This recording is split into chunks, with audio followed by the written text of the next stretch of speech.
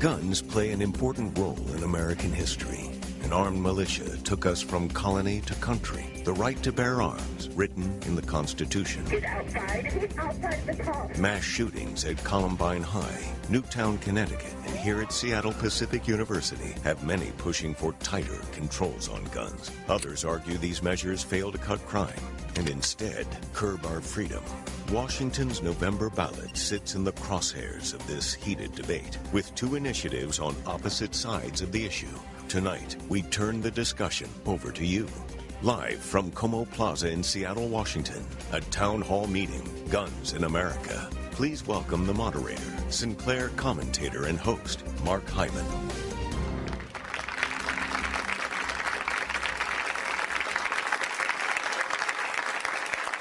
The Second Amendment to the Constitution guarantees the right to keep and bear arms. So does the Washington State Constitution.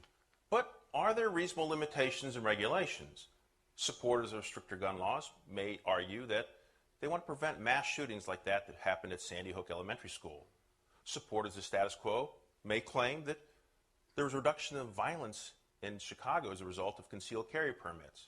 Good evening, I'm Mark Hyman, host of Behind the Headlines. Thank you for joining us. On the first Tuesday in November, Washington voters get to decide which argument they favor. Now, we've got a packed audience here, anxious to get started with a lot of great questions. But you at home can also join us in this important discussion. I'll tell you how to do that in just a moment. But first, we've assembled a terrific panel of experts who will debate the issue and answer your questions. So let's go ahead and meet them. Joining us this evening is Phil Watson. He's Director of Special Projects of the Second Amendment Foundation. Phil Shave.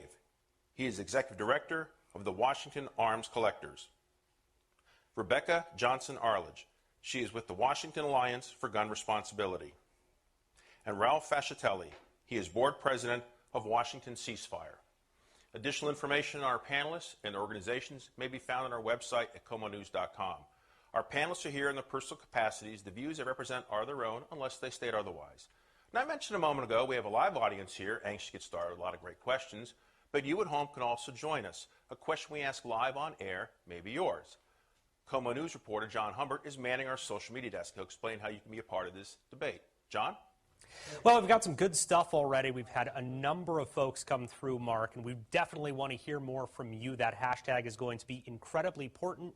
Your voice, your future, that's what we're all about tonight, Mark. Thanks, John.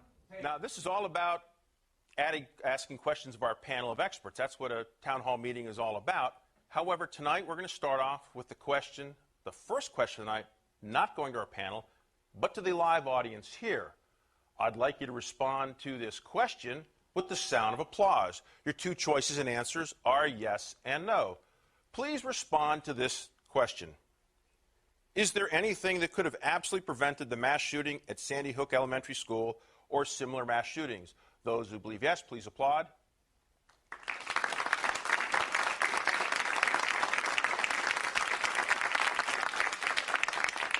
Those who believe no, please applaud.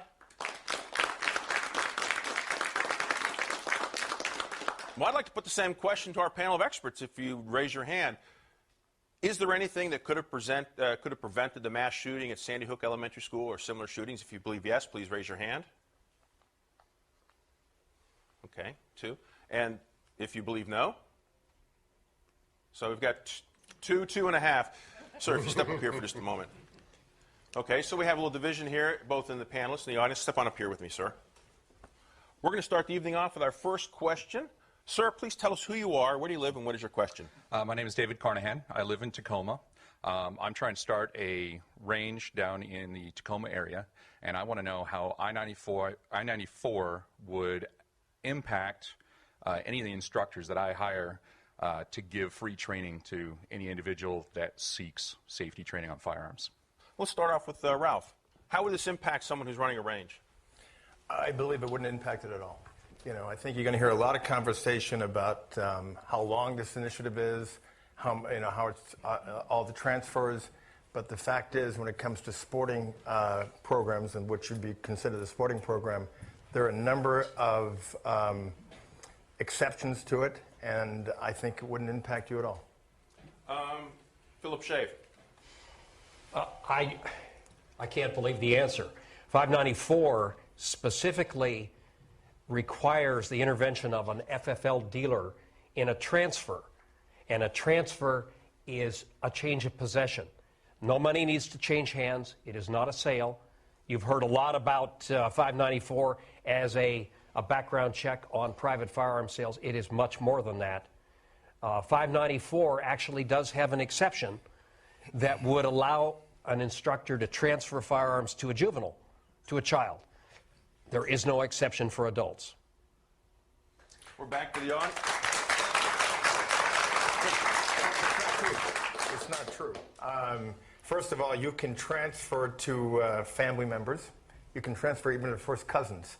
So one of the reasons this is 18 pages long, as I'm sure we're going to hear from this side, is because I think our side of the equation really took careful consideration to make sure that innocent people, well-intended people, were not going to be vulnerable to this. In fact, a key part of this initiative is that there has to be an intent to defraud and go around the law. If there is not an intent, then there's not going to be any criminal conviction for anybody. Phil? I cannot envision this gentleman's new range and training program to be a family-limited affair that has nothing but family members in it that meet the exceptions within the law. It just isn't going to work that way. And the word intent is not used in 594. We've had a year or more to look at it. We've had lawyers and police officers in the room. We've examined it. And to tell you the truth, every time we look at it, it looks a little different. All right, I'm going back to the audience. Please tell us who you are, where do you live, and what is your question? Cheryl Berenson, I'm from Seattle. My question is for Mr. Watson.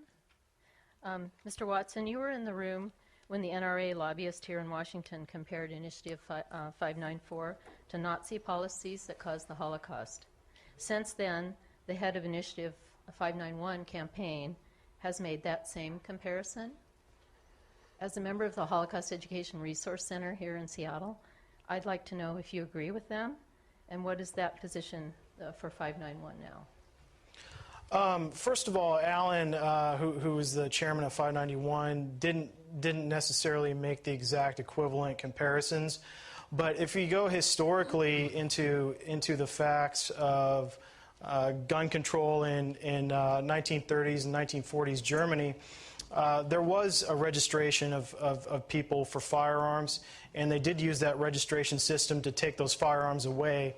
And I would like to say that we did a merger this week with Jews for the Preservation of Firearms Ownership. So we're very, very sensitive to those issues, and Alan is Jewish himself. So I hope that answers your question.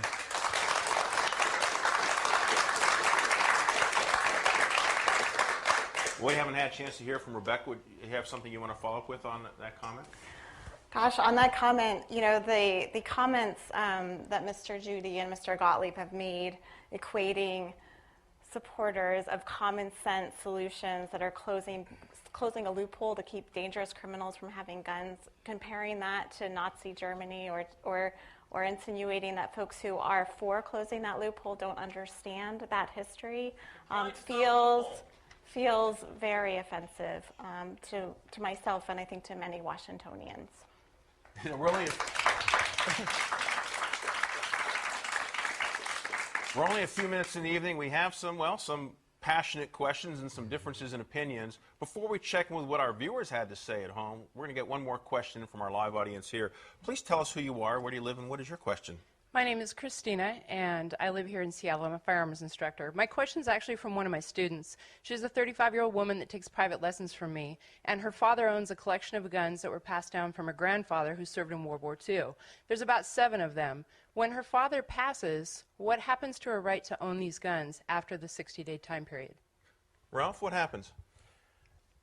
I don't know the answer to that. I mean, what I do know...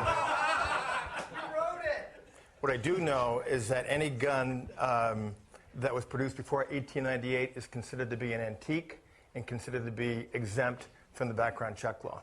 What I do know is that you can pass on and transfer a gun to anybody in the immediate family. So based on what you said, that's a pretty specific situation.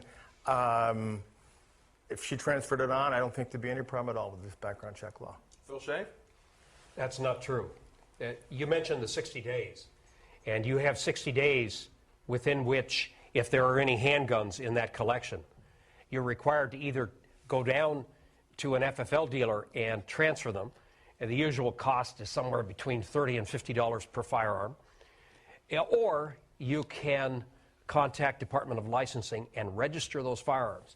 So the people who tell you this is not a registration plan are wrong. You are required to register those inherited firearms within 60 days. Now, we have some attorneys in the room, some of whom handle estates, and they can tell you that a widow, a survivor, is not going to be thinking about firearms details and notifying Department of Licensing within that 60 days. It's unrealistic. Most people will probably not even know about the requirement to do that. Ralph, you have a follow-up? Well, you're going to hear the word registration or register a lot. You know, that's one of the boogeymen that Phil Side throws out there. And there is no registration or register involved in this at all. And in fact, you know, there's the National Information Computer System here that is the database everything gets checked against. But they must throw away the data they get. Let me finish my question. Within 24 hours. Only individual dealers can keep that information, and that information is not allowed to be shared. So register and registry are code words that the other side likes to hold out. But the fact is, we bend over backwards to actually protect the Second Amendment rights of all gun owners.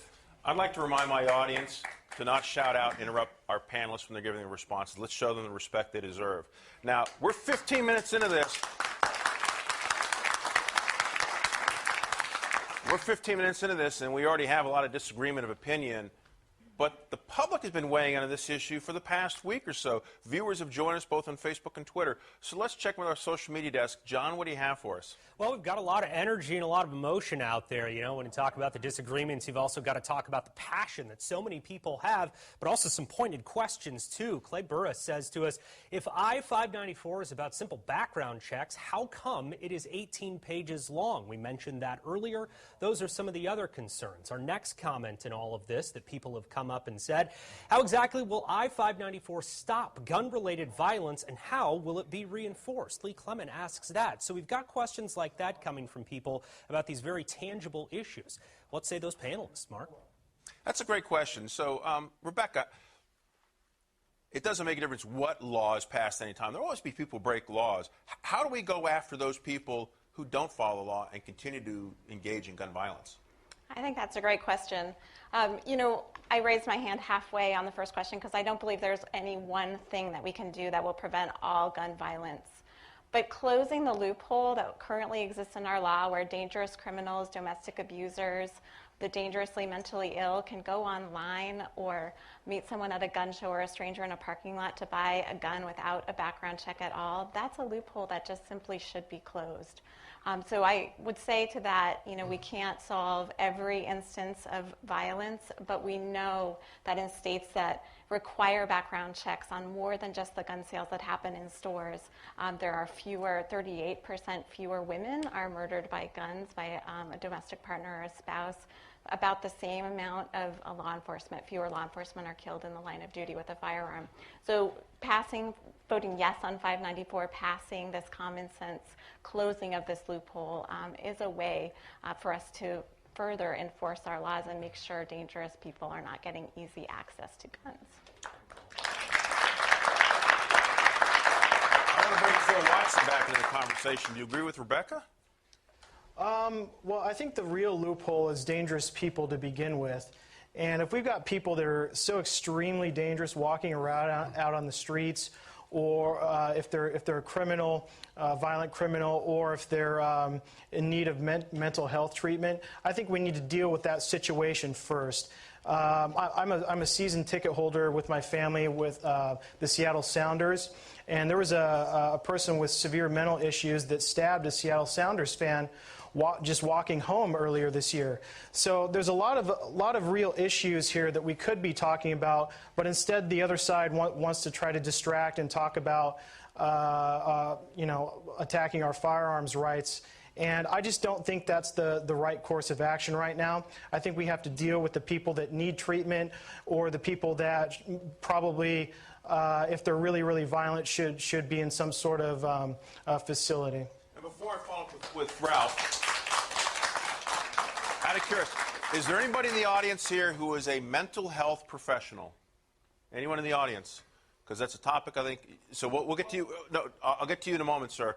All right. So let me follow up with Ralph. So I want to talk to Phil's point. In 2009, Washington ceasefire led the charge to change the law that denied gun rights to 5,000 involuntarily committed mentally ill patients. So, you know, if people think you're a danger to yourself, society, you get committed for, I believe it's 72 hours. After that period, they still think you're committed. I think it's either 14 or 30 days. That's about 5,000 people. Now, we have now been able to deny the gun rights to those people, these mentally ill people, especially the people Phil talks about. The problem is with the gun show loophole, and about 40% of guns go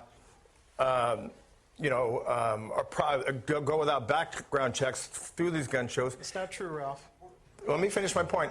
The problem is these people, these mentally ill people who are denied gun rights can go to a gun show where there's no background check. So this bill we're talking about lays the platform on everything else we want to do to deny gun rights from the mentally ill, from felons, from terrorists, and those charged with domestic violence. All right, let me get a quick follow-up from Phil Watson, then we're going to move back on to the next audience member. The Washington Post did a fact check on that statistic Ralph just talked about, 40% of people getting their firearms without some sort of background check, and they gave it 3 Pinocchios. That's the Washington Post. So Ralph, your nose is growing just a little bit right now.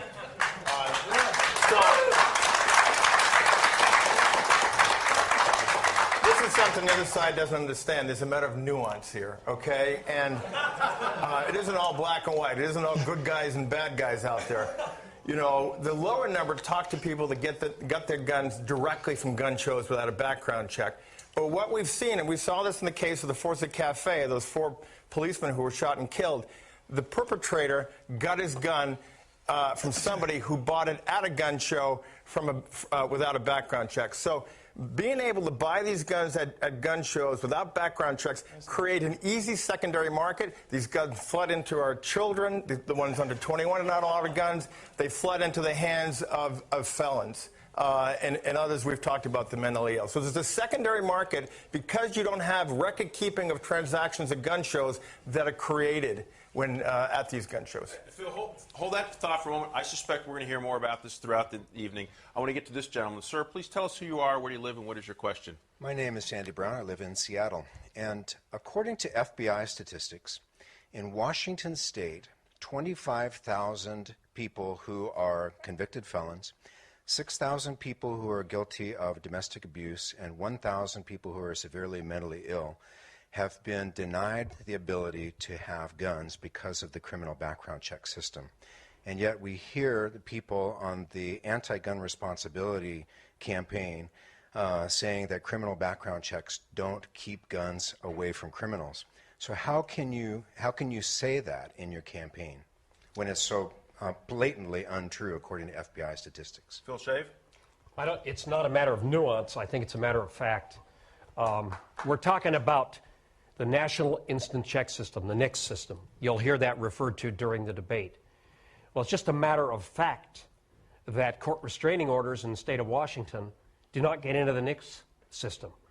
So we've got 594 that requires a NICS background check. That NICS background check is going to miss the domestic and the restraining order and all of those very urgent issues that should prevent someone from having a firearm. I'll tell you that NICS check is not the answer. I'm going to bring Rebecca back in the conversation. Thank you. Phil, I'm so glad that you talked about our local law enforcement checks because, in fact, what 594 says is that the check that you do when you conduct a sale with a private person or online is the same check that happens today when you buy a gun in a store. And that includes a NICS check, and it also includes a very important local law enforcement check for all handgun sales. That's closing the loophole. It's exactly the same check that that gun owners and hunters and others have been using in our state for many, many years when they buy guns from licensed dealers.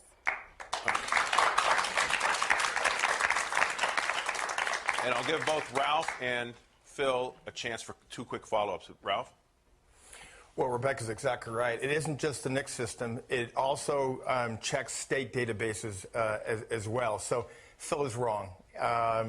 NICS is one database we check, but he is right in that not all people get sent up to NICS. Although Washington State does a better job on this, and there's been funds committed to that to make sure that the mentally ill and those in domestic violence do get into NICS. Not all do. That's why we check it against both NICS and state databases. So it's as close to foolproof as you can get. And Phil Watson, you have a quick comment before we move on? Well, that just came from the guy that said earlier he doesn't know what's in his own initiative. So I'm not, just take everything with a grain of salt tonight. The real question here is, again, why are these people out on the street to begin with? They're not prosecuted. Are we just going to let them roam around and luck into a gun or steal a gun somewhere? These people who have already violated the law need to be prosecuted. There needs to be some consequences out there for these people, or they're going to continue to do this over and over and over again. That needs to be focused on, and it's not focused on enough. And the other side of the equation only wants to focus on gun owners. That's not going to work. And later on this evening, I hope that we have a couple of law enforcement officers in the audience. If we do, we'd like to hear from them when it comes to the issue of prosecution. We're back to the audience. Please tell us who you are, where do you live, and what is your question? My name is Cal Al-Sharif. I live in Bellevue. My question is that Washington gun owners have multiple ways of proving that they've passed a background check, such as a Curio and Relic collector's license from the ATF, a concealed pistol license from their local police department, and I believe a WAC membership card requires a background check. Why do people who can prove with documentation that they've passed a background check and that the police and ATF know that they're buying firearms have to pass yet another background check? You don't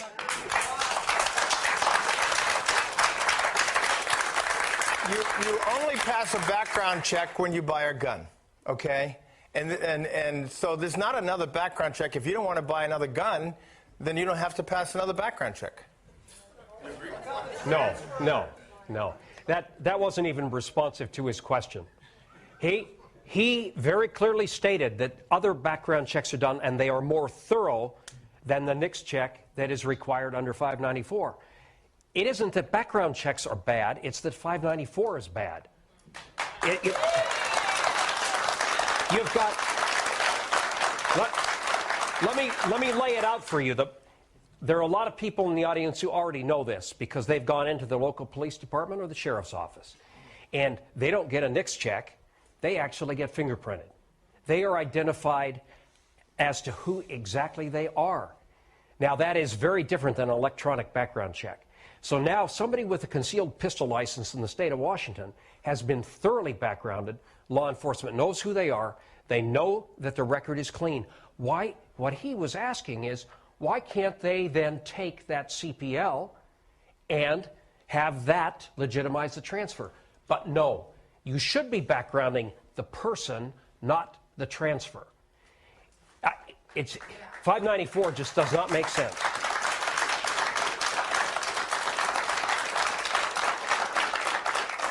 We have about 100 people in this room, and everybody wants to ask a question, it seems, so we're going to get to as many as possible. After I get to this gentleman's question, I'm going to have to check in with John at home because a lot of folks are weighing in on social media. Sir, please tell us who you are, where do you live, and what is your question? Good evening, the panelists. My name is Rick Gorman. I live in Bellevue, and I'm a veteran, and I exercise my rights under the Second Amendment. Last weekend, I went shooting. It's about transfers. Last weekend, I went shooting on public land, which is entirely legal, with my adult daughter's boyfriend. He fired my firearms. From what I read in I-594, I just committed a felony under I-594. And my question is, why, as a law-abiding citizen, would I be a felon simply by exercising my rights? And am I losing my rights under 594? And before we answer it, by the way, I hope that boyfriend understood who was in charge. That's the way it is with dads and daughters. My daughter was in charge. Oh. Ralph? Yeah. You know, we're going to hear so much tonight about transfers, and I don't think that's the issue. But what I will say,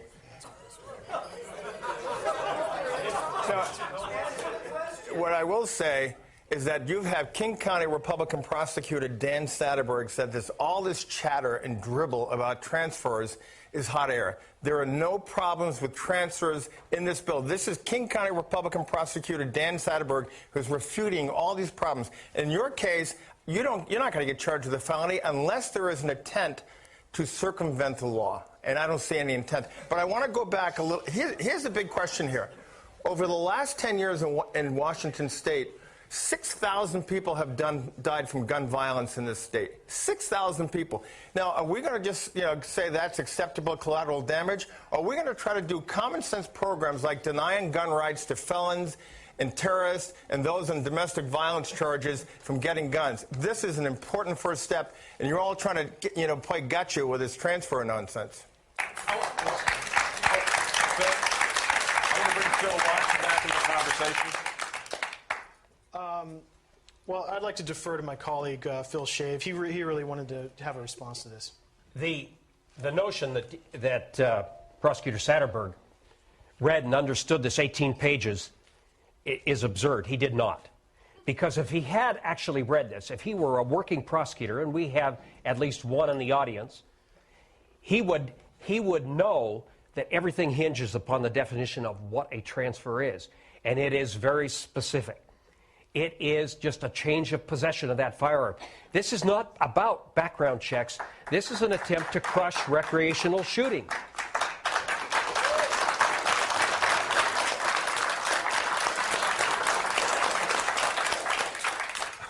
A lot of great questions and a lot of disagreement of opinion from our panelists. But right now, social media is just as heated. So let's check with our social media desk. John, what's the latest? Mark, yeah, it's been absolutely fast and furious out here. We've been taking a look at 594. It's been a lot of topics of conversation, but there's also 591, and that's one of those laws that, if passed and the initiative that would move forward, has a lot of questions for a lot of people about what we're doing with the law that already exists. Tess asks, I-591 claims to protect gun owners from the government confiscating guns. Has this been a problem in Washington? Then you've also got other questions about that initiative, saying, in turn, when having other folks involved, we've got Cornelia chiming in, and she says 591 talks about illegal seizure of guns. Are we already protected by the Fourth Amendment in our state constitution? A lot of people say, hey, this is fear-mongering, this is worrisome. People are going to read the way that initiative is worded and forget that the laws are already on the books. What do our panelists have to say about that? You know, it's a great question. I want to follow up with Rebecca, because if you take a look at what's happened in the federal courts in the last few years, there have been a lot of decisions that have gone both ways on these issues and so forth. Is there concern about any kind of infringement, or is this acceptable, and would this pass muster to your knowledge? Is the question whether 591 would pass muster? 594. How many use 594? Oh, 594 is very, very simple. It applies the exact same. It applies the same system that many in our audience here today and at home have used for many years to purchase guns at gun stores. The example that the last gentleman gave of handing a gun to his daughter's boyfriend while they're shooting, that simply is not a transfer, and you don't have to take my word for it. The FBI has been very clear that that would not be a transfer. Well, this is a key point. This is not a bill that was created in a vacuum. This is a bill that's been in place in California and Oregon for 10 or 15 years. And all this fear and uncertainty and doubt that the other side is creating is hocus pocus, because we don't have these problems, these gotcha problems with transfers in these other states. So this law has been vetted for over a decade, hundreds of thousands of events, and we haven't seen people thrown in jail because of, quote, transfers. So they know that 87% of people want this bill to pass, including plurality of NRA members from our own polls. So they're trying to create confusion. All right. I'm going to shift gears for just a moment because Rebecca had mentioned something, as did Phil Watson, and it addressed an issue that hopefully we can explore a little bit here. And I'd like to read something to our audience here and our viewers at home. This appeared in USA Today newspaper in January 6th of 2013. I'm just going to read a portion of the article. After Newtown, Connecticut, parents cried out, "What's making our children kill?" But it is not our children killing. It is our sons. All but one of the 62 mass killings in the past 30 years was committed by boys or men. We respond by blaming guns, our inattentiveness to mental health, violence in the media, or video games, or family values. Yes, all are players, but our daughters are able to find the same guns in the same homes, are about as likely to be mentally ill, have the same family values, and are exposed to the same violence in the media. Our daughters, however, do not kill. Why the difference? Now, I have a gentleman here who's worked in the mental health field in some respects, so I want to see if we can explore this.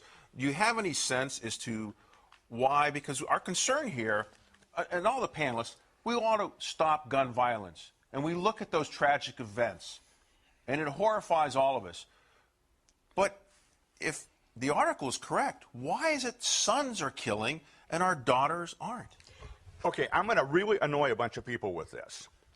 Number one, in the last 50 years, every single mass shooting, the person has been on psychotropic medications. That means a shrink has put him on one of 50 or so different drugs for mental problems. Most of these shooters are young, high school or just shortly out of high school. In the last 25 years, our school systems have demasculinized boys in school. They have come up with this concept of all students are the same, and therefore boys who act like wild animals need to be tranked rather than treated like a rough, tough boy. And so these kids are on meds. On meds, one of the things that happens is you lose a lot of the control that you have. So they're upset, they're wild about something, and they don't have anything controlling them anymore. They fly off the handle. They go crazy. They shoot. They kill. They assault. All right, let me see if I can get the... I worked in the wards for 5 years. All right, let me see if I can get the audience, the panelists on this, and just to follow up, because what has been addressed is keeping guns out of the hands of the mentally ill. However, and Como News is not taking position here. However, we do want to point out there are HIPAA and federal regulations that prohibit anyone from knowing what goes on in someone's medical background. So, Rebecca, how do we bridge that? If we want to keep guns out of the hands of the mentally ill, but we don't access the records because we can't, is there a way to bridge that gap? So right now, what the federal law says is that if you've been involuntarily committed for 14 days or more, you're prohibited from possessing a firearm. But as I said earlier, there's not one solution. There's not one single solution for all gun violence. I would look forward to working with Phil Watson on policies around mental health, because that absolutely is a part of the solution. But that does not mean that we shouldn't do the common sense measure of 594 that closes a loophole that will stop many dangerous people, felons, domestic abusers, and the very seriously mentally ill from accessing guns today. Phil Watson? There's a lot that goes into this issue. I'm not a mental health professional. I can't speak as eloquently as the gentleman has about those issues. But I think the parts that I have an issue with a bill like 594 isn't necessarily the background checks for gun sales. It's all the other stuff in there. For instance, the extended waiting period that was just a couple weeks ago found unconstitutional in California, the extended 10-day waiting period, even if you already own a firearm. So I think there's a lot of problems with 594. We're going to have to, in my opinion, sort that out and really focus on the things that we can agree on, and not stuff that we want to add on top of the pile instead of addressing the real issues. All right. I want to bring up Phil Shave and Ralph back in this conversation, but I'm going to shake things up a little bit. Let's say, for sake of argument, that on the first Tuesday in November, both I-591 pass and I-594 pass. What happens then? I'll start off with Phil Shave. Because the bills then, I mean, in many respects, you would think they kind of cancel each other out. But what happens? What do we do? I do not think that both initiatives can survive or be reconciled. They're so very different. But I've looked at the Washington State Constitution, and I can't figure out what happens. I am not expert on that. I can only guess that the courts and possibly the legislature will end up having to fight it out and figure out what stands and what does not. And we'd love it at Como News if that happened, by the way. It'd be a good news day for us. Ralph? So what will happen is the Supreme Court is going to adjudicate this of the state of Washington, and this is a rare instance, but what's happened in the past in other states often is that the Supreme Court looks to the will of the people to decide. You've got conflicting issues here, and the one that usually tallies the highest is the one that'll be the law of the land in Washington State. It's not a certainty, but that's a likelihood. All right, and before I follow up with this gentleman's question, I just want to find, I understand, do we have a prosecutor in the audience or a former prosecutor anywhere in here? That'd be me. Okay, so we'll get a chance to speak to this gentleman, I hope. We just drafted you, by the way. Sir, please tell us who you are, where do you live, and what is your question? Hi, I'm Dennis Prislon from Woodinville. I happen to be an attorney, a veteran, and for the last 4 years I've been working on and off with ATF, and I've been lecturing to attorneys around the country about the possession and transfer of firearms. So my experience, sir, is very different from yours. I can tell you that the roughly 1,000 lawyers I've been involved in continuing legal education are very concerned about what we term the accidental felony. I know from the ATF General Counsel's office that federal prosecutors have prosecuted folks who met all the elements of the crime, but to me were simply neighbors caught at the wrong time and the wrong place and a bad fact pattern. So there's a political reality to prosecution, which my colleague can speak to. But the issue, the question I want to ask you is this. I read the exceptions extremely carefully. First of all, sharing on private property, there's no exception for. There's no exception for my friend and I's sport shooting, as that gentleman referenced. And your question is? And so I want to know, how does 594 protect against the likelihood of an accidental felony being committed by a grieving widow who is unaware of gun transfer laws or someone else? Let me go ahead and get a response in. Ralph? Again, it wouldn't be the first time that attorneys try to, create fear, uncertainty, and doubt for their own benefit so they can make money. But the key thing here, accidental felonies, is the issue of intent. There's no such thing as an accidental felony in this bill. And one of the reasons this is 18 pages because the first 6 pages define in the utmost degree, so there's not any ambiguity. But the key issue here is intent. If somebody did not have the intent to circumvent this law, there will be no conviction. That is right in the bill. Actually, it's not. All right, hold on. I want to get a quick response from Phil Watson.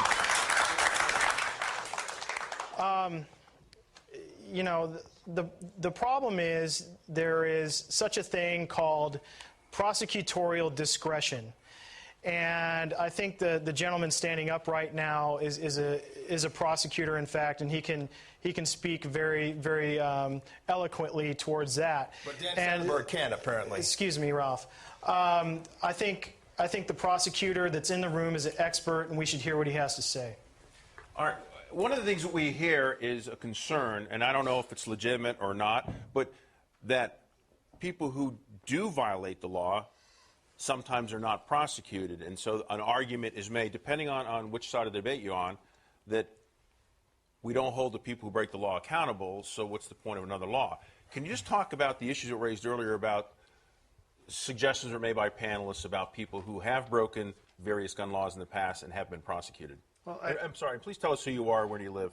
My name is John Rodabaugh. I live up in Linwood. I mean, the gentleman that had the question about all these people who were denied firearms based on the NICS check, well, that act by those people in attempting to buy a firearm was a federal felony. And so ask yourself, how many of those 25,000 felons were prosecuted? How many of those 6,000 domestic abusers? How many of those 1,000 mentally ill people? How many of those people were subject to a federal felony prosecution for their act of attempting to buy a firearm? It is a felony to make a false statement on a 4473, the form that you fill out in order to purchase a firearm. And they would have had to claim to not be felons in order to be subject to the NICS check, because the NICS check is only done after the form is filled out. Prosecutors have discretion, as people have pointed out. Mr. Fascitelli has said a number of times that this particular law requires that a person have an intent to break it, and that's not true. If you look at Section 9 of your initiative, it says that a person has to act knowingly. Acting knowingly and acting with intent are two different legal standards. Acting knowingly is a much lower legal standard, that is a person knew or should have known that what they were doing was illegal. That's a reasonable person, and that's decided by a judge and a jury after the prosecution has already commenced. So when you sit there and say, oh no, it requires an intentional violation, that's a lie. It doesn't require an intentional violation. A knowing violation is enough. All right, let me get a quick response. Now, thank you. Right. And Ralph, let's just say, for sake of argument, that what he said is correct.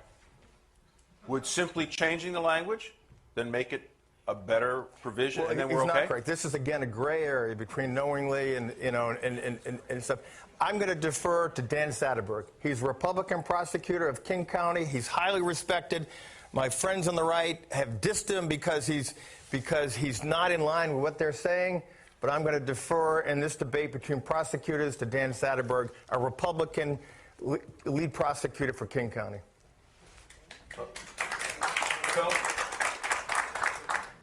There's some misconceptions out here, and I think one of them was introduced with a question about gun violence.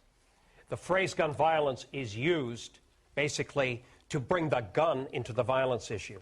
I think appropriately we've talked about mental illness, because that is an appropriate discussion. Washington State, the murder rate is half of what it was in 1994. Half. And of those murders, 50 to 60% are committed with firearms. The rest are committed with hands and feet and clubs and cars. Okay, so we're talking about the state of Washington, not New York and not Chicago, and this is one of the safest states in the United States. Our murder rate, our rate of violence, is equivalent to those little states like Maine and New Hampshire out on the East Coast. There is no epidemic of gun violence in the state of Washington. All right.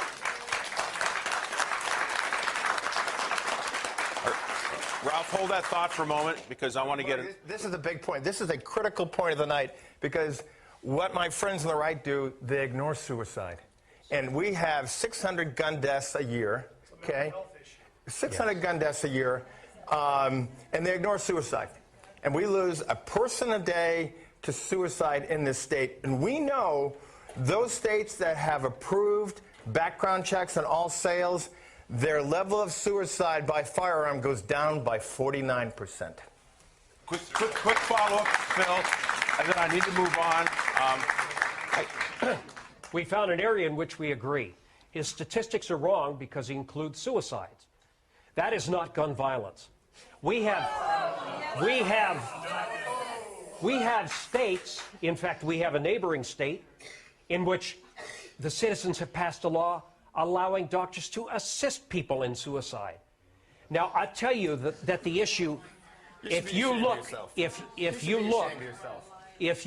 at the problem of suicide and guns, it is a problem that escalates with age, and it is almost exclusively male. You are so wrong. It's a problem of children under 25, and when there's a gun in the home, you're 5 times more likely to have a completed suicide. And to infer that suicide is not gun violence, I don't even want to touch it, because it puts you in a category that's not of this race sometimes. All right, I want to leave it there for a moment, because I suspect we're going to hear more about this tonight. And before I check in with what our viewers think about this, I want to get another question from our audience here. Please tell us who you are, where do you live, and what is your question? My name is Cheryl Stumbo, and I live in Seattle. My question is for Phil Watson.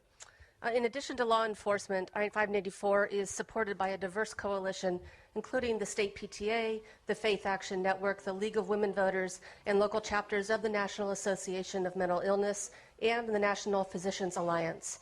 And I, in fact, work with survivors. Can you name any statewide education or public health organization that supports your initiative? And before they respond, I understand you have some personal experience. I do. Can you please tell us about that? I am a survivor of gun violence. I was shot, critically injured at the Jewish Federation of Greater Seattle a little over 8 years ago. Okay. And I'm sorry, and your question was to Phil Watson? My question was to Phil Watson. Phil Watson, please. And then I want to get a response from Rebecca. Well, Initiative 591 is supported by the largest law enforcement group in the state, the Washington Council of Police and Sheriffs. It's supported by the Washington State Law Enforcement Firearms Instructors Association, and we've got a lot of people from around the state that are hunters, community leaders, police officers, law enforcement.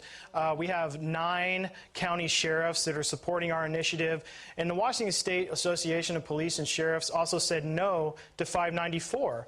And I think it's important for us to recognize the people that are responsible for policing the streets in Washington State are saying 594 has a lot of legal problems, okay? It's going to entrap people that are not meaning to commit crimes to begin with. It does a lot that doesn't have to do with background checks for gun sales.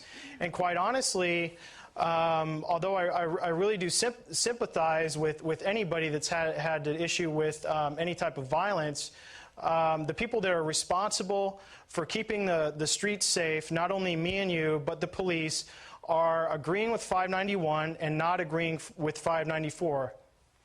Just quick follow-up, because our audience member did ask about mental health. If you can address that quickly, and then I want to bring Rebecca back in the conversation. I didn't catch that part of it. Could you please repeat it? If I ask you just quickly repeat that. The question was, does your initiative have the support of any statewide organizations in the public health or mental health arena that support your initiative? On the I-591. Well, I'm not aware that either initiative addresses public health or mental health. Okay, I want to bring Rebecca back in the conversation. We haven't heard from you in a few minutes. Sure. So, there is only one initiative on the ballot in November that is going to keep guns out of the hands of dangerous criminals, domestic abusers, and the dangerously mentally ill, and that's Initiative 594. And that's why there is such a diverse group of prosecutors, the League of Women Voters, the PTA, moms, grandmas, faith leaders. Initiative 594 sprung up from a broad coalition that we believe represents the majority of Washingtonians who want to take this common sense step towards reducing gun violence in our state. And I'm going to ask the rest of our panelists to hold their thoughts a moment, because right now social media is blowing up. People at home want to be a part of this entire debate and discussion, a lot of questions they want to ask and statements they want to make. So let's check in with our social media desk. John, what do you have for us? Well, we've got people asking for some specifics out there. They've talked a lot about the meaning and what it means for them personally and the passion that they have, but they want to know a little bit about the statistics out there.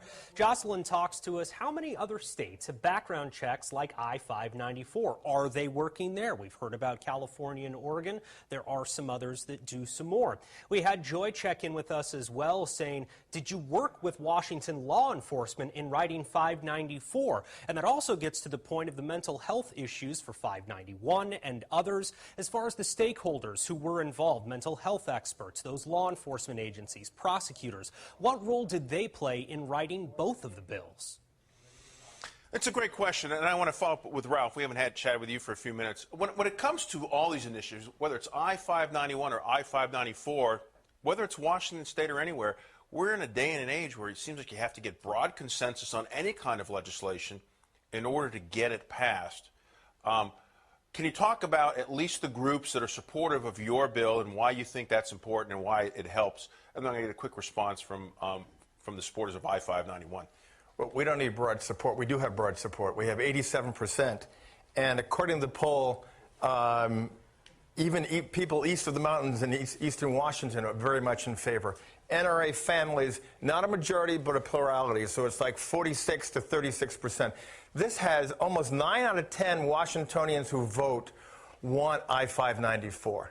All we need is 51%. This will pass if people come out to vote and fully understand. And what the other side is doing is creating fear, uncertainty, and doubt. And I-591, all it is to create confusion, because I find it disingenuous that Phil's group in particular, who's trying to avoid federal government interference into their lives, and in fact have created paranoia that the government's going to come in the middle of the night and take your gun, is now looking to the federal government to save their neck on common sense gun legislation here.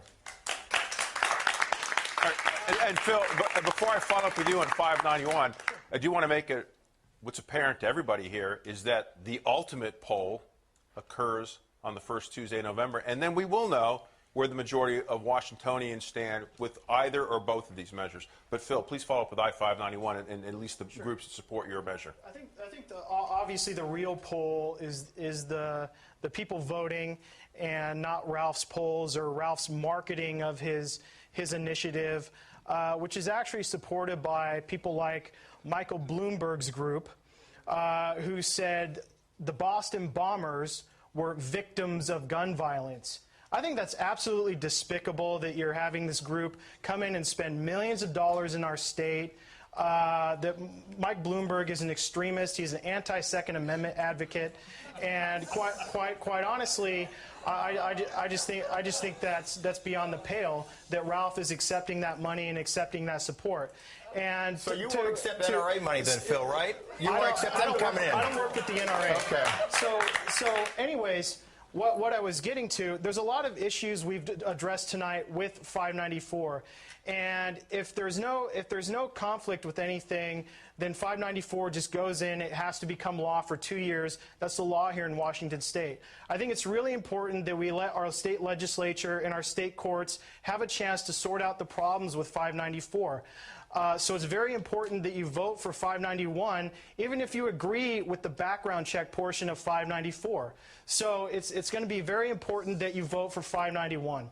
All right, and by the way, for our audience and our panelists, we're about 2/3 of the way through the evening, and so we're going to get kind of our lightning round. I'm going to ask my audience members to just tighten up their questions a little bit, ask the panelists a little shorter answers so we can get to as many people as possible. We have about 80 people left in the room who want to ask questions, starting with this gentleman. Please tell us who you are, where do you live, and what is your question? My name is Carlos Gonzalez. I'm from Seattle, Washington. And my question is, when the Federal Bureau of Investigation interviewed convicts convicted of violent gun crimes as to where they got their firearms from, more convicts obtained their firearms from friends and family through straw purchases than any other means. In fact, they obtained more guns going through the system of NICS checks than from private sales. So if we see, and private sales were less than 1%, where straw purchases were over 30 to 40%. If we see that so many more convicts and people who are doing these crimes are getting their guns from straw purchases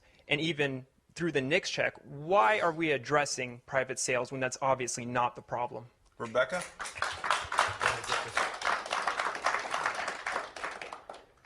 That's a great question, and that is one of the reasons that Initiative 594 closes the loophole by applying both to private sales and to transfers. Guns are bartered, traded every single day, and it's very important that as we're closing this loophole, we don't create another. Right now, today, if someone goes to Cabela's, tries to purchase a gun, fails that background check, all they have to do is go home and go online, and with a few clicks of their mouse, they can purchase another gun from a private person with no questions asked. Mark, I want to answer this research because it's bogus research. Now think about it. We're asking felons where they got their guns. I mean, well, you know, in that study, 80% said, I don't know. Felons are not going to tell you their secrets where they got the guns. And in most cases, felons are not getting the guns always directly from gun shows. They're getting them indirectly from those who buy at gun shows and then create a black market. So there's a two-step dance. I'm going to bring Phil Shave back into the conversation. Well, it's interesting that 594 places such an emphasis on the NICS check. The prosecutor who asked a question mentioned it. I looked up the figures, and there were like 76, 77,000 NICS failures last year. That is a lot of NICS failures. Those are people who went to a dealer and failed a check. How many prosecutions? 44 in the entire United States. Somebody who goes to a dealer or an FFL dealer, as required under 594, and fails that NICS check, walks away. Doesn't matter that they were prohibited from owning a firearm. There is no enforcement action.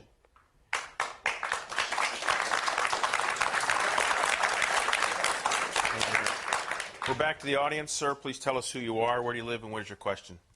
My name is Aaron Nellermo. I live in Olympia, Washington. I have a question regarding suicide, as you said earlier. So you claimed that that was violence. It should be included. So given that I am a rational human being, do I not have the ability to decide my own fate? What if you're mentally ill? I mean, people get committed for mental health reasons for two reasons: because they're a danger to themselves, i.e. suicide, or to society.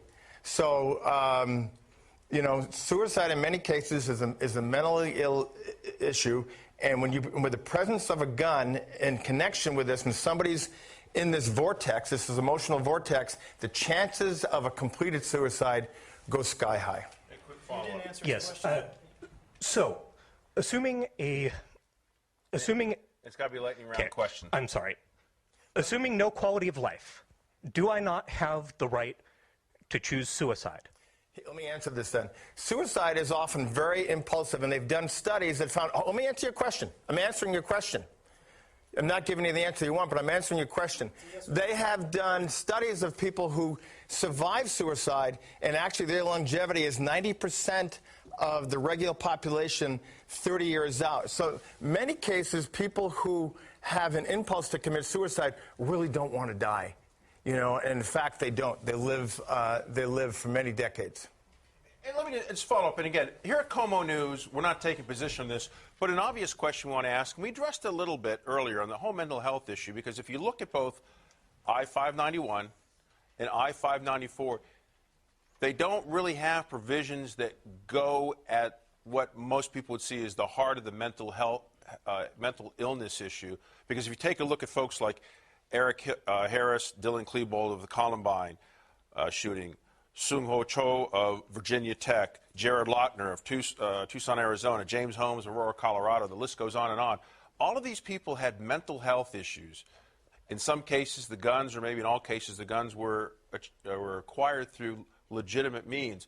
So if we believe that when it comes to mass shootings, that it's always mental health issues, how do we fix that problem so that the ones who are mentally ill don't get access to weapons? To make it harder for people who have mental health issues to get guns. In the case of Columbine, they bought their guns from somebody who bought the guns at a gun show, and because there was no record keeping, that person created a black market and sold them to Eric and Dylan.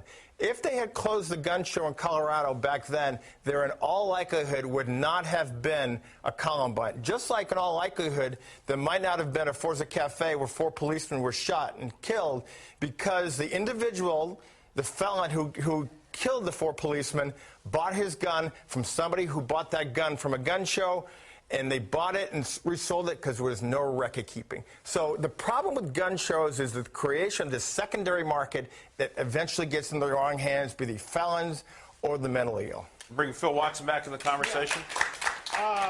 I'm really glad you brought that up, Ralph, because I was on a panel with Ed Troyer. He's the PIO for the Pierce County Sheriff's Office, and they did an extensive check on where Maurice Clemens bought his firearm. And they couldn't find out where it came from. So smile again, Ralph. Your nose is growing. Yeah.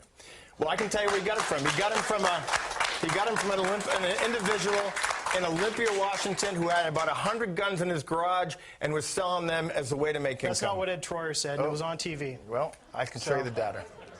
All right, and we're going to find out what this gentleman has in his mind, and then I've got to find out what the viewers have on their mind at home because they're weighing in big time in this issue. Sir, please tell us who you are, where do you live, and what is your question? Jason Ritchie, I live in Issaquah. Very simple question. Do background checks work? And if they do, then why aren't we expanding them? And is that an unreasonable burden to put on gun owners? I'm a gun owner. I had to pass a background check.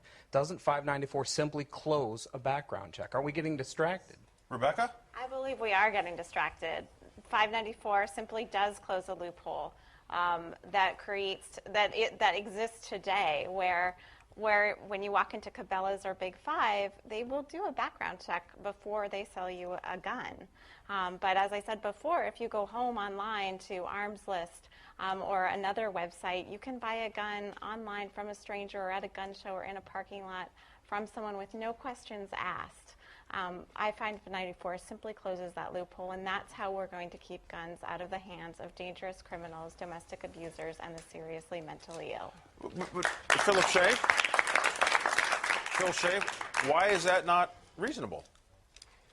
I don't think that anybody here has said background checks aren't reasonable. We've said 594 isn't. Now, Rebecca used the word, first time I've heard the word transfer. That is the key to what we find wrong. Now, I will tell you, this is not a crime control bill. If it were a legitimate crime control bill, law enforcement officers would be supporting it. They are not. Law enforcement is unanimously opposed to it. The other thing that keeps being repeated is the loophole. Well, surprise, there is no loophole. It is against the law to transfer a gun, private citizen or not, to anybody you believe is unqualified to possess it. It is against the law and always has been.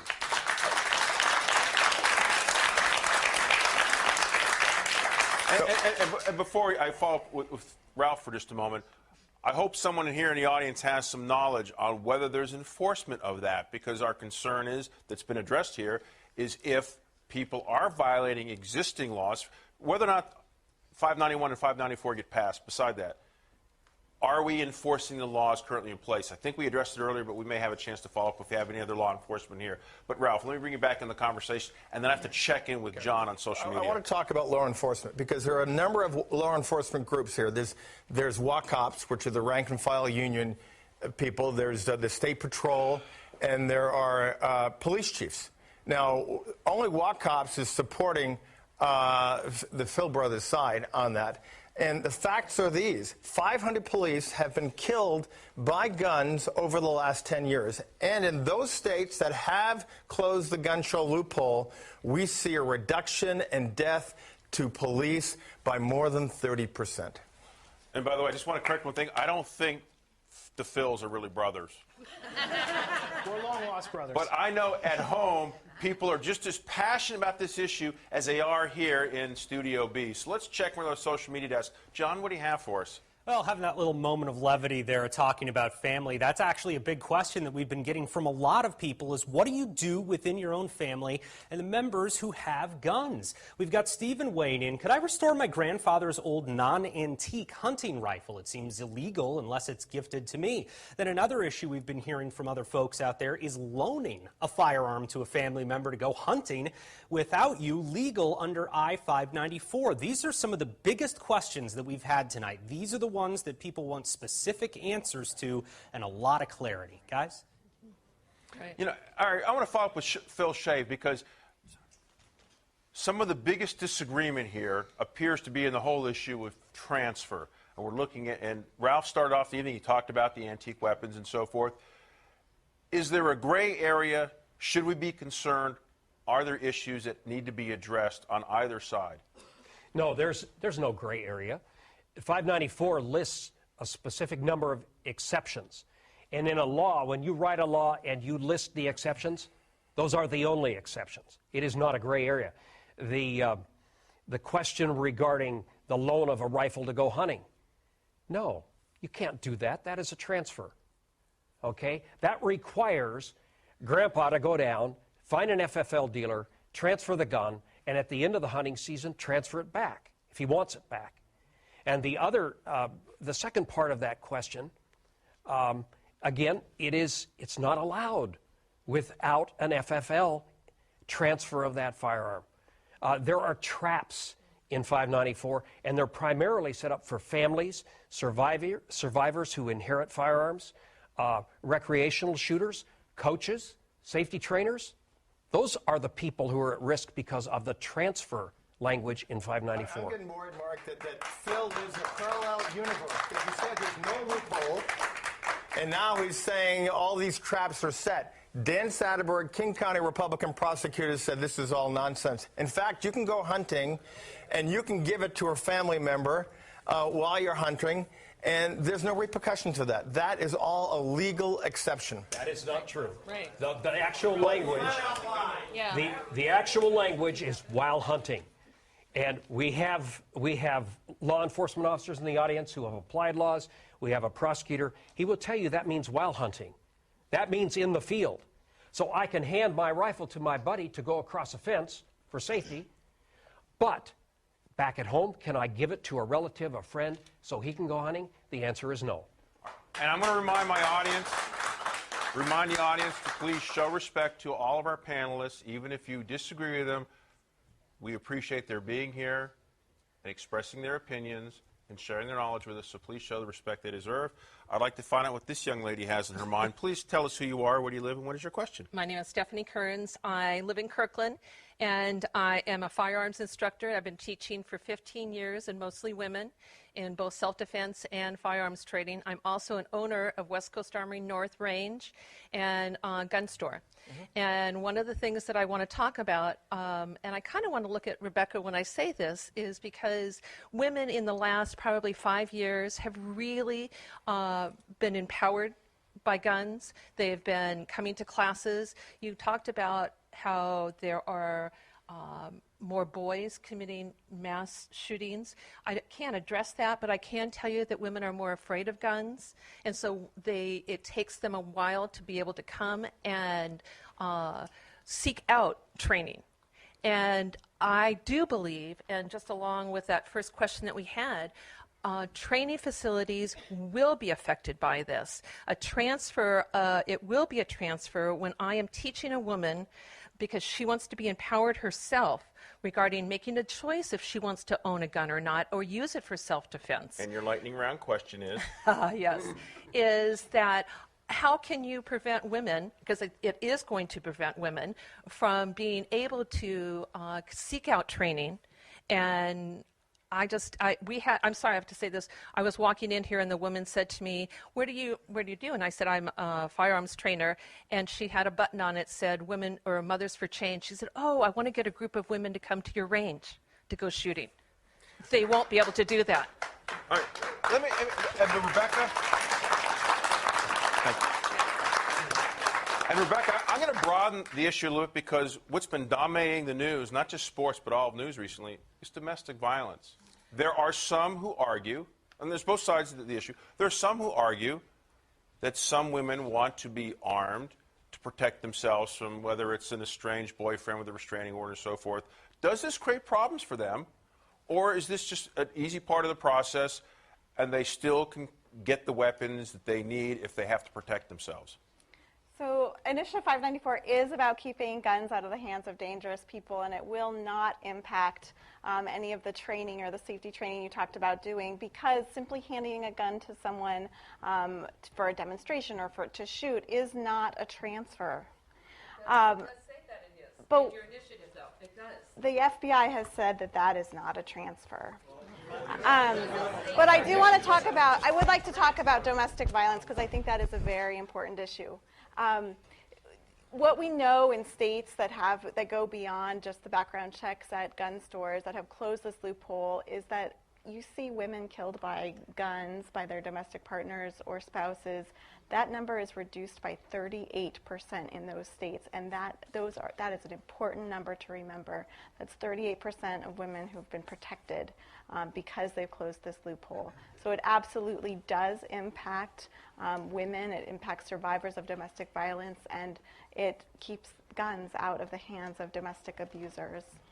And Phil Watson, let's follow up because, again, it's been the national news story for several days now, domestic violence. So if we want to help save women, it's generally women are the victims of domestic violence, would this help save those women and put them in a safer place so they don't have abusive partners using a weapon on them?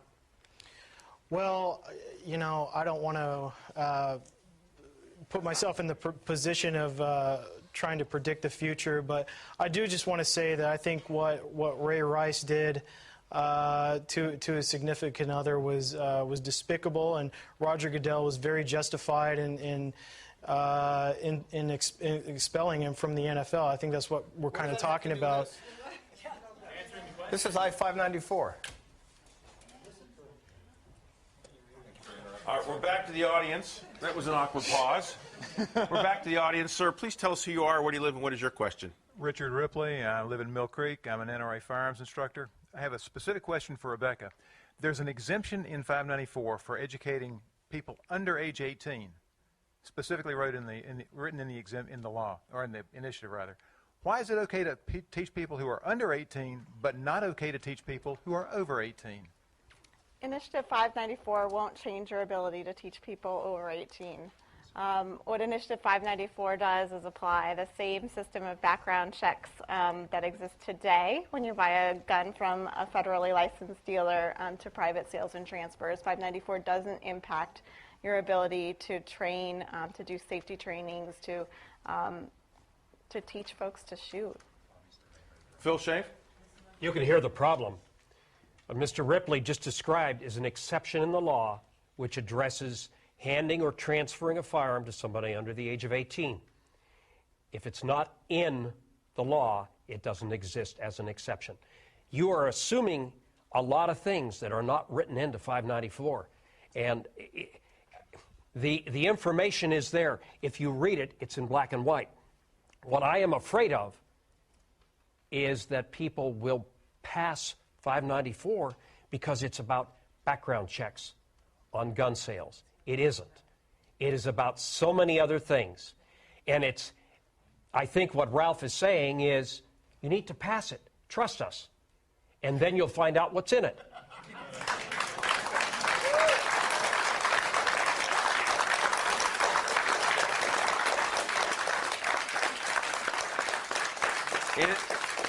In a moment, we'll check in with social media, but I want to find out what this young lady has to say. Please tell us who you are, where do you live, and what is your question? Hi, my name's Kate Beck, and I live in Shoreline, Washington.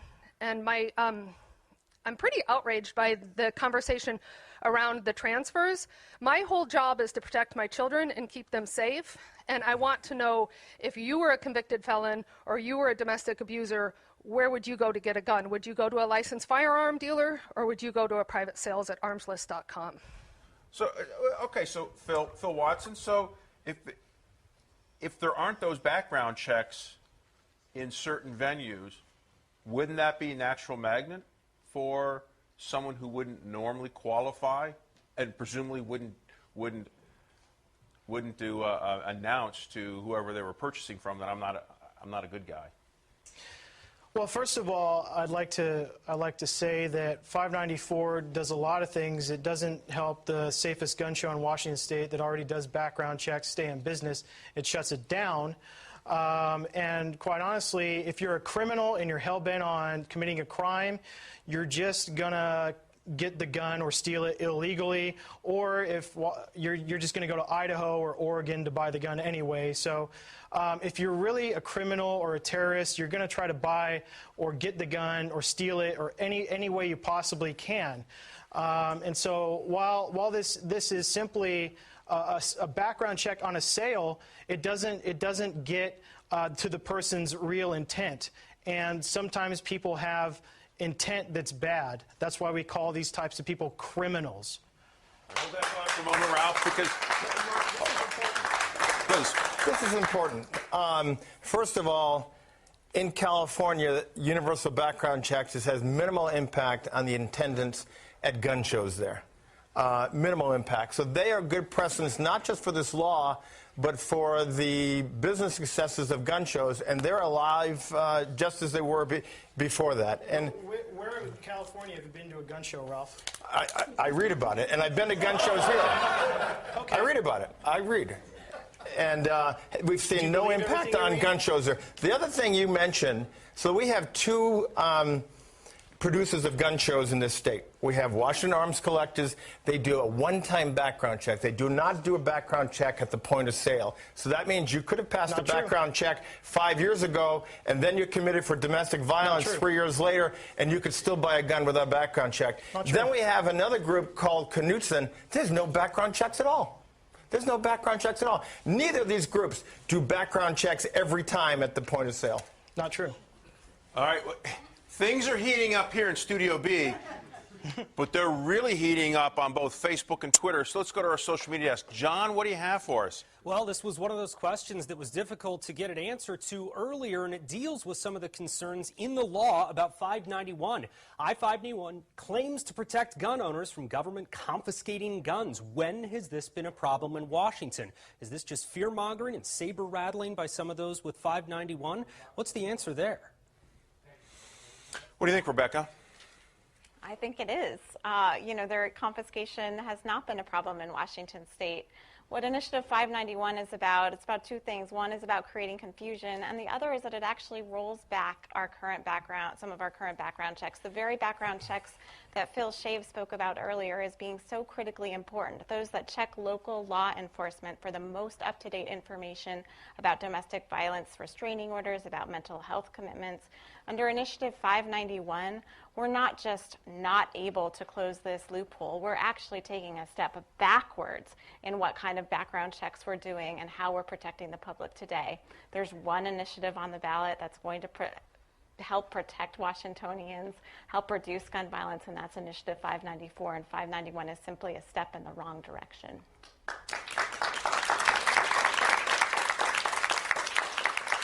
Phil Shave, your response? Well, 591 is a clear statement of rights. And we have both a national and a state constitution which guarantee firearms rights. In fact, the constitutional guarantee here in the state of Washington is even stronger. 591 asserts that, and it also asks for uniformity in background checks and allows for improvements at the federal level that would apply here in Washington. It rolls back nothing. So just a quick follow-up then. If the Washington State Constitution provides what you want, then the viewers don't need I-591? The Washington Constitution does not address the NICS checks that 594 requires. Okay. All right, let's go back to the audience. Sir, please tell us who you are, where do you live, and what is your question? Hi, guys. My name is Vincent, and I live in Seattle, Washington. I want to come from the perspective of someone who actually works in a gun store. I work for two gun stores. One is a brick and mortar store, and one I actually work at gun shows. So being an employee, at two federally licensed firearm dealers, I have to be familiar with the law. And being employed by being under the eye of the federal law, I have to be very familiar with both state and federal laws. Lightning round questions. Okay. My question is, the NICS system is very broken as is. I mean, we've seen the shooter of Aurora and the shooter at VTech get their guns after passing background checks. Their information was not transmitted, them being mentally ill. Their information was not transmitted to the NICS system like it should have been.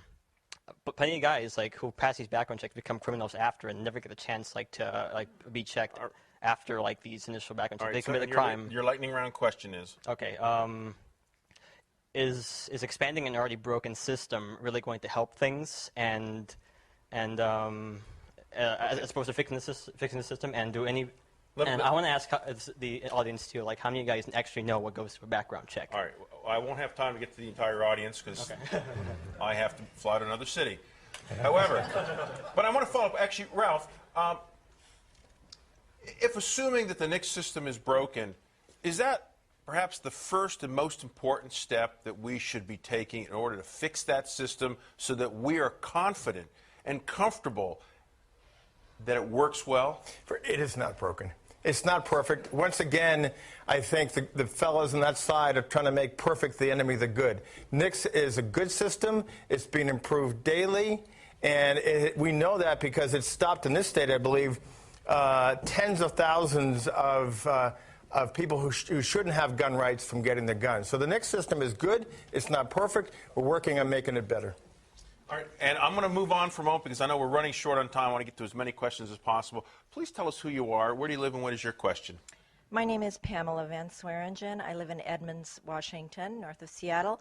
I am an attorney, and I have a question, but I absolutely am bursting to set it straight. I have Initiative 594 right here, and because so much has been said and misstated that I just must set it straight for everybody who's watching and listening, that it says right here in the new Section 3, Part 3, Sub F, the temporary transfer of a firearm, which is an exception to this.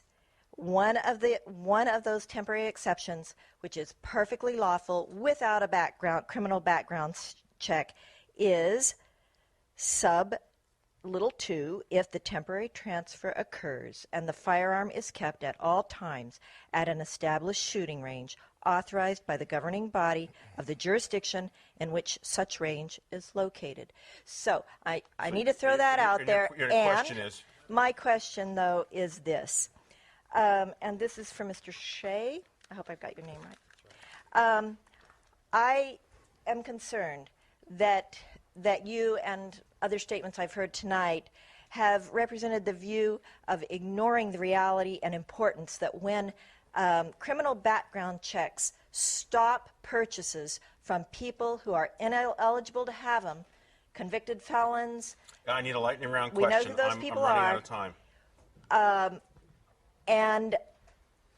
And when it stops that purchase, and potentially, do you not recognize, and do the people who are so opposed to 594 not recognize that when we stop those illegal purchases, that in itself has the potential to be stopping injury, stopping domestic violence, and stopping killing by people who should never have firearms and which our law presently prohibits from having them. Let's see if we can get a response because I'm running short on time. So, Phil, Phil Shea, the question was put to you. Well, you said it. They're illegal purchases. They're already illegal. You're not going to stop a criminal by passing another law.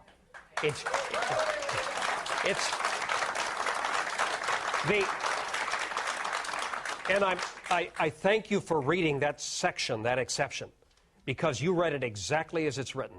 And it says, and you can look at it, if that firearm is kept at all times at that range.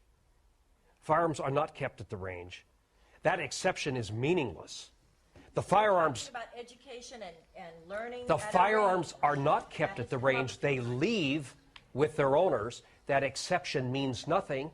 And furthermore, you read the second half of that, which says at an approved range. Most transfers do not take place at an approved range, and we don't know who that authorizing body is because it is not defined in the law.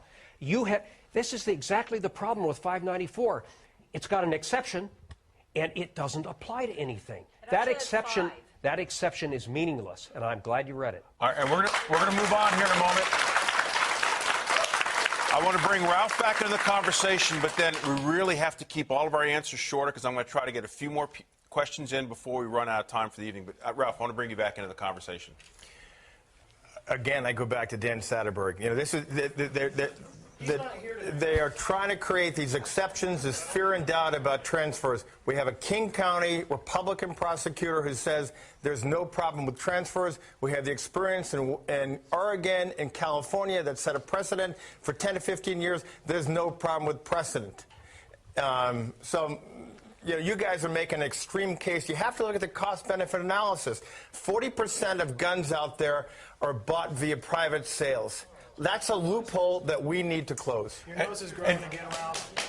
Phil, 15 seconds, and I've got to move on because I want to get some more questions in before we run out of time. 15 seconds. Move on. All right, sir, please tell us who you are, where do you live, and what is your question? My name is Eric Miller, and I'm from Linwood, Washington. And your question, your lightning round question? I come from California. I've been up here 10 years. We have background checks.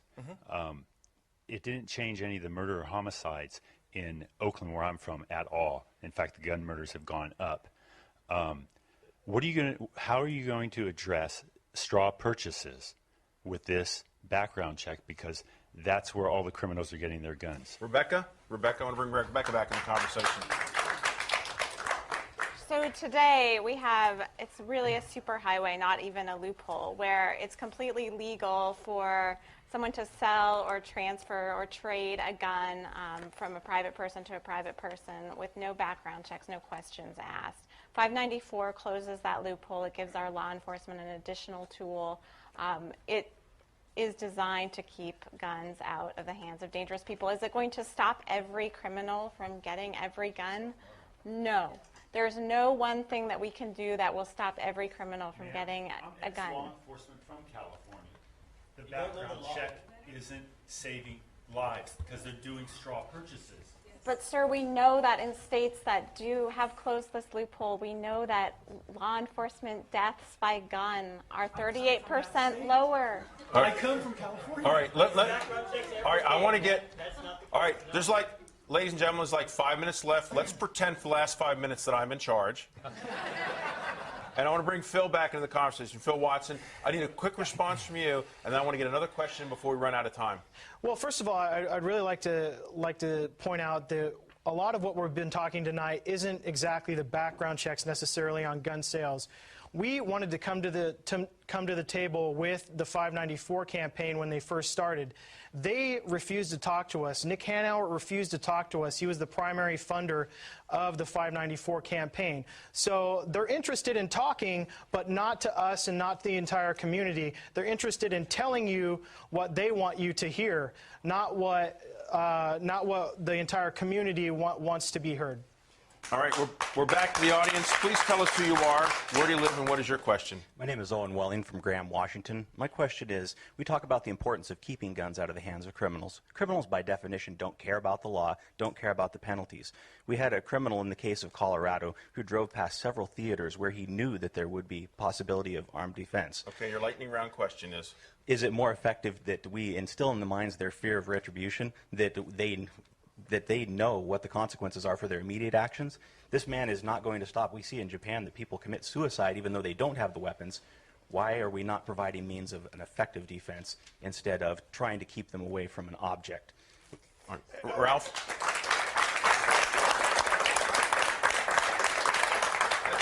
I've got about a minute for you and a quick minute for response. We have 600 gun deaths a year. Okay, background checks is not going to bring that down to zero, but it's an important step in the right direction. We know that by the examples of other states. Why should we make it easy on criminals? Let's make it tougher. When you close the private sales, the black market price goes up. You know, and some of these criminals are not geniuses, so let's not make it easy for them. Let's not have that super highway for illegal gun purchases. It's a step in the right direction, not a panacea. I want to... Phil, I'll leave you with the last Let me give you a word. little comparison. The state of Washington has approximately 500,000 concealed pistol licenses. This is a half a million people who are authorized by the state, totally backgrounded, to carry a firearm. We had last year we have stats for, we had 130 homicides, not all with firearms. City the same size, Washington, D.C. You know how many concealed pistol licenses they issue? 0. How many murders? Oh, well, I think it's like 600. So what's the comparison? Are guns the problem? No, guns are not the problem. And I've run out of time there, Phil. Ralph, I'm going to have to leave it there. Now, tonight you've witnessed spirited and passionate debate, open and honest discussion, a lot of disagreement. But you know, tonight, we did it peacefully. And although there's